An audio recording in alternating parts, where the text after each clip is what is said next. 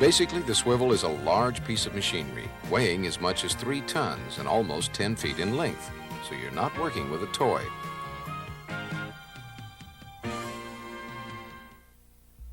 The swivel is a rotary tool which hangs from the rotary hook, allowing the drill string to be suspended and allowing free rotation of the string.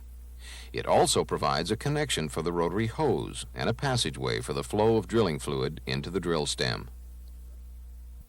Since the swivel is so large and so valuable to the drilling operation, you might think the swivel is complicated in design, but it's not. In this program, we'll cover the day-to-day care and maintenance of the swivel, such as A. Procedures in lubricating the swivel, both oil bath and grease. B. How and when the packing assembly should be replaced. C. The redressing of the packing assembly. Now, the swivel is placed right in here between the hook and the kelly, allowing the drill stem to rotate. The swivel is made up of a number of different pieces, so let's take a look. First, the housing. The housing is a steel casting designed to support the load of the string and provide an oil bath enclosure for the rotating parts. The housing is then supported by the bail. The bail is attached to the housing by 2 bail pins, one on each side. Next, we find a half-moon-shaped pipe, appropriately called a gooseneck. The gooseneck connects the swivel to the rotary hose and allows the drilling fluid to flow from the rotary hose into the swivel. Now, the wash pipe functions as the fluid passage between the stationary and rotating parts. You can see how the fluid flows from the hose, through the gooseneck, and into the wash pipe. It's part of the sub-assembly, which consists of a ring nut with packing rings and packing in the packing housing. We'll go into a little more detail about the packing and packing housing later. Moving on down the swivel, we'll find an upper oil seal running against a wear sleeve. The purpose of the seal is to keep mud and water out of the top of the housing. Attached to the main housing, you'll find the housing cap. The cap supports the gooseneck and encloses the top part of the housing. Next, you'll find the stem or body. The stem, which rotates in the housing, allows the drilling fluid to flow into the drill string from the wash pipe. Now, the stem rotates on 3 different bearings: the upper bearing, the main bearing, and the lower bearing. The upper bearing simply keeps the stem centered inside the swivel. It also absorbs the upward thrust of the stem when the swivel and kelly are set back into the rat hole. The main or radial thrust bearing supports the weight of the drill string and everything that's below the swivel. And finally, the lower bearing. This bearing simply limits the radial motion of the stem, keeping it centered inside the swivel. Next, you'll find 2 lower oil seals running against a wear sleeve on the swivel stem. The purpose of these seals is to keep the oil in the swivel housing. When the seals wear down the surface of the sleeve, it is recommended that the seals and spacers both be moved so that the seals have a new surface to ride on. This extends the usable life of the lower sleeve and still provides effective sealing of the unit. That's really all there is to the swivel as far as parts go, but there's more to keeping it working and in good working condition. The swivel is designed rugged for long life, but like any piece of machinery, it requires periodic maintenance and inspection to ensure safe operation. There are 2 subjects you should be familiar with concerning the day-to-day maintenance of the swivel. They are proper lubrication and the inspection for leaks and wear. When you're checking the swivel for proper lubrication, remember there are 2 different types required. One is an oil bath. Okay, hold it right there. The other is grease lubrication. Earlier, we talked about the upper bearing, the main bearing, and the lower bearing. Well, all 3 operate submerged in an oil bath inside the housing. Be sure when you fill the housing to use an extreme pressure type gear lubricant. Oil Well recommends AGMA Spec 250.03. If you're not sure, by all means, check with your driller or mechanic. The oil level should be checked every day using the oil dipstick in the housing cap.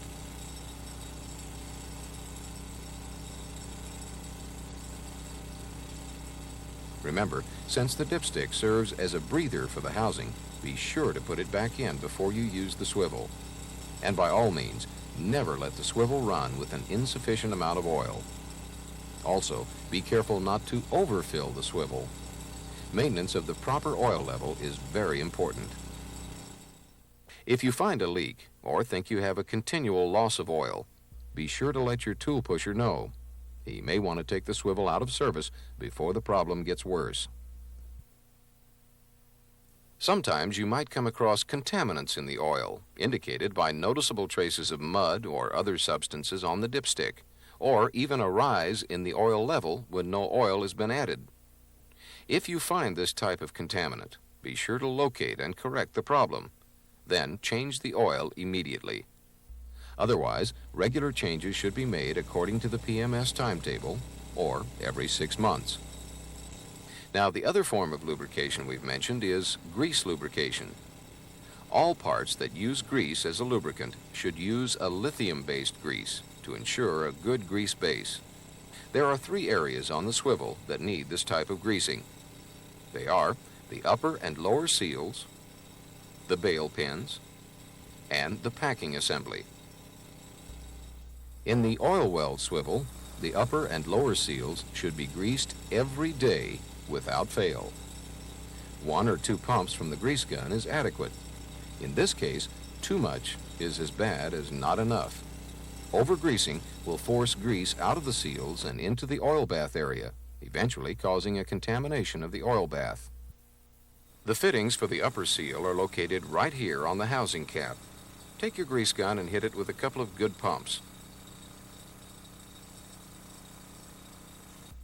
The lower seals are greased through fittings found on the lower bearing retainer in the vicinity of the seals. Greasing the lower is done the same way you would the upper. The bail pins and packing assembly are both greased through fittings found on each. On the bail pins, the fittings are on the pin. The fittings for the packing assembly are located about midway down the assembly. Be sure that they haven't worked themselves loose, especially if there's evidence of leaks.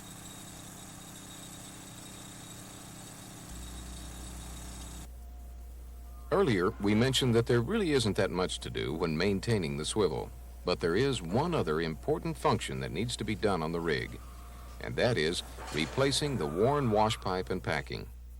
This job should only take about 30 minutes to do, so it's really not that complicated. Since the packing is expendable, time and use will cause it to wear out. Now, the life of the wash pipe and packing depends on such things as mud pressure, mud temperature, sand content of the drill fluid, rotating speed, and proper lubrication. Also, a misaligned housing cap will cause wear. Usually this is caused by mishandling or abuse, such as lifting the swivel by the gooseneck. Although the gooseneck looks like a convenient hook to attach to, it can cause damage to the swivel and will lead to misalignment. So when you're handling the swivel, always use the bail. That's what it's there for. You may talk to 50 different people about when you should change the packing in the swivel, and probably you'll get 50 different answers. But a good policy to remember is, if you make 1,000 hours with your packing, go ahead and change it out, because undoubtedly it'll go out on you when you're on bottom.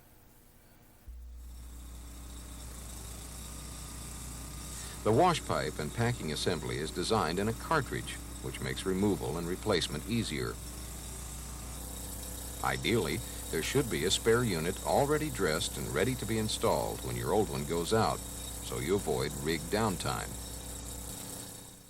Now, when you're ready to remove the old wash pipe assembly, be sure to identify the ring nut that's attached to the gooseneck and the packing housing that's screwed onto the swivel body. The wash pipe and ring nut both have a counter bore that accepts a 3/4 inch bar for loosening. One other thing, If you try to loosen these nuts in the direction you normally do for other pieces of equipment, all you'll be doing is tightening the nuts. Remember, these are left-handed threads, not right-handed, left-handed, so be careful not to strip them when you're taking it apart. Go ahead and loosen the ring nut and unscrew it from the gooseneck.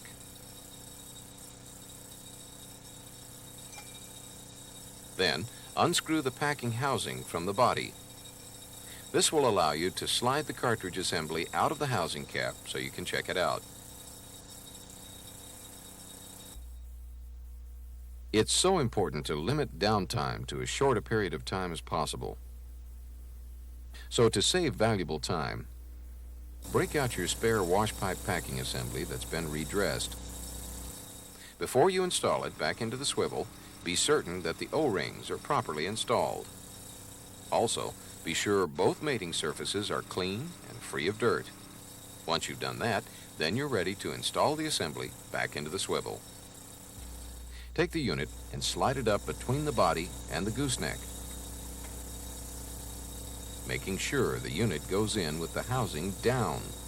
Remember, housing down. It will screw in upside down, so be careful to get it in right. Then, using your bar, screw the housing onto the body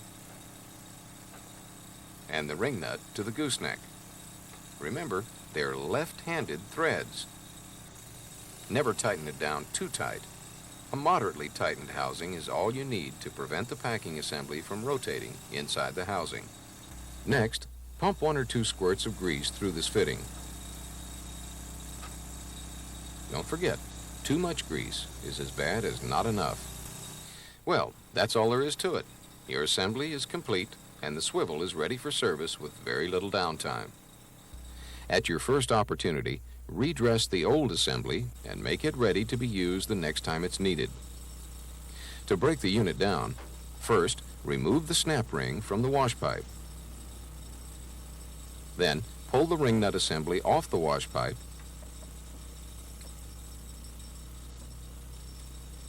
and remove the packing and spacer ring.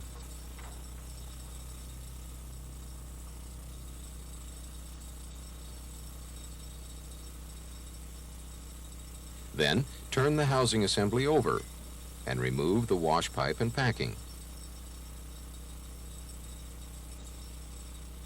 Lay all the parts out on a clean surface and inspect all metal parts for wear, burrs, or damage. Most of the time, you'll reuse the wash pipe, but there are times when a new one should be used, like this one. It's worn down because the packing was too tight and was run too long. Be sure to inspect the housing, the metal spacer rings, and the ring nut for wear.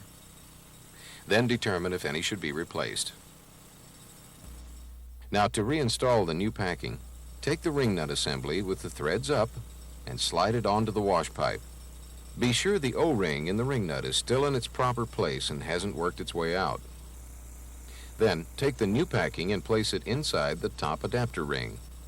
Once the two are seated properly, slide them onto the wash pipe. Go ahead and place the snap ring on so the packing doesn't slide off when you turn it over. When the snap ring's secure, turn the unit over. Now you're ready to work on the packing housing. The unit should be upside down with the threads up. This way, the last item will be inserted first. Be sure the new packing has a good coating of grease before you start repacking. Take the adapter ring with a new packing ring on top and place it inside the housing. Another spacer and packing ring. Then another spacer and packing ring. Now the lower adapter ring.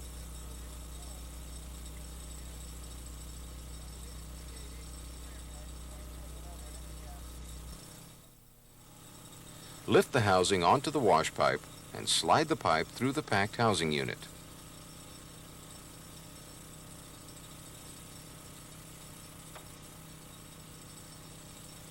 Place your snap ring on And finally, replace the grease fittings back into the unit.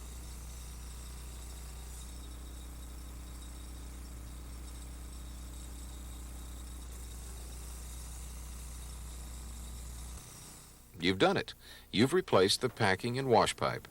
Now the cartridge is ready to be used the next time it's needed. As you can see, this was the wash pipe packing unit from an oil well PC500, but the process for all oil well swivels is pretty much the same. Well, we covered quite a bit in this program. The purpose of the swivel, the different parts of a swivel, the day-to-day care, lubrication, inspecting the swivel for wear, removing the worn wash pipe packing assembly, the installation of the new wash pipe packing assembly, redressing the assembly, and finally, reassembly. This swivel is a well-designed and well-built piece of equipment. If you follow these routine maintenance and lubrication procedures, you'll be safely on bottom and turning to the right for many towers to come.